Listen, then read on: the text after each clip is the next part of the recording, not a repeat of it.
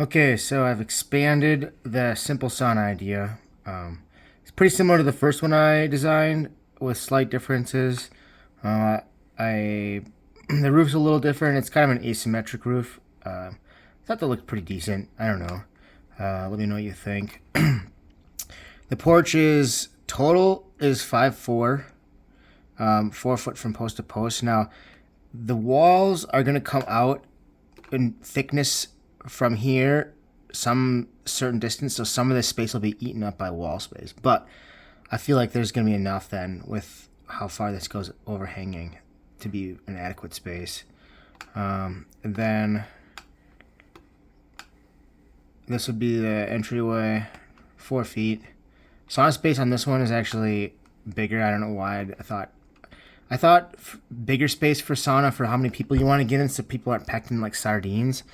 I've got 8 feet by 12 feet for sauna space. I think the ceiling comes up closer to 9 feet on this side. Same with the ceiling. I think the insulation, we'd put like boards across the top.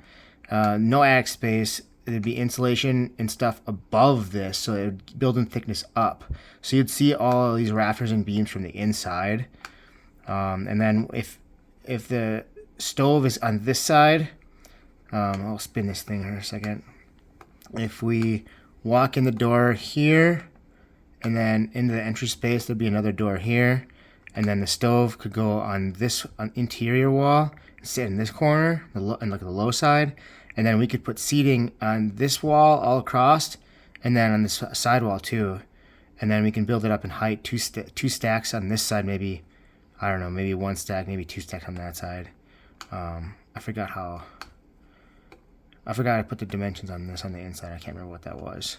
But I don't know. I guess with it being this long, I think you'd have to have two sets of three, like, so 6 stones total probably would be my guess.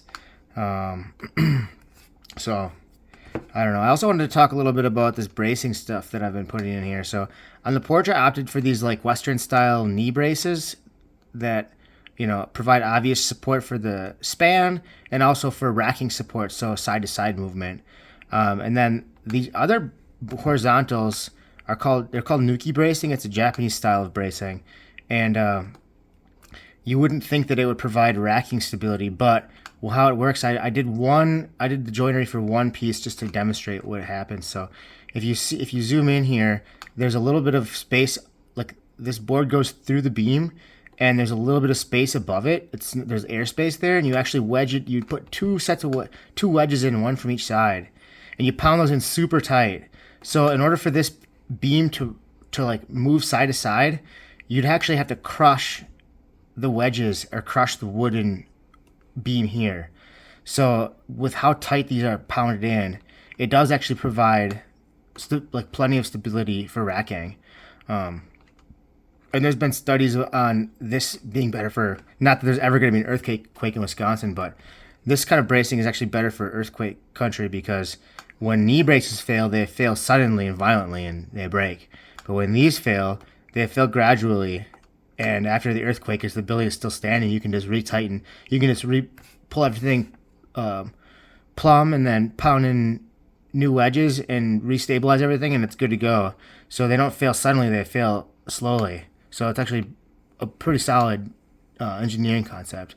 So I was thinking Nuki bracing, Japanese style for the main area, and then just for the porch, I was thinking Western style knee braces, because it would be weird to put like a Nuki style brace all the way across this thing.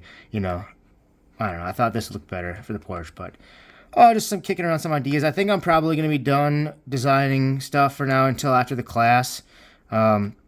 You know, maybe tinker with this one a little bit. I think it's going to be a lot to bite off and chew. To be honest, I am dubious of being able to frame this up in a couple of weeks. Plus, I'd be interested in helping with more than just the framing, and then like just framing it and then leaving you for the rest of it. I don't know.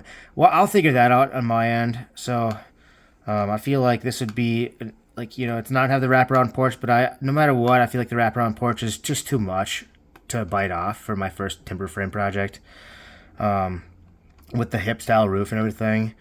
And then I had an idea for the flooring. So if we did the gaps between the floorboards for like drainage, and then under here we could actually maybe just attach some like thin plywood or something for like a secondary floor under this, and we could slope that and then put your drain in, because that would prevent like too much cold air from rushing into the sauna. And because I'm kind of nervous about that idea, I don't know, maybe it'd be fine.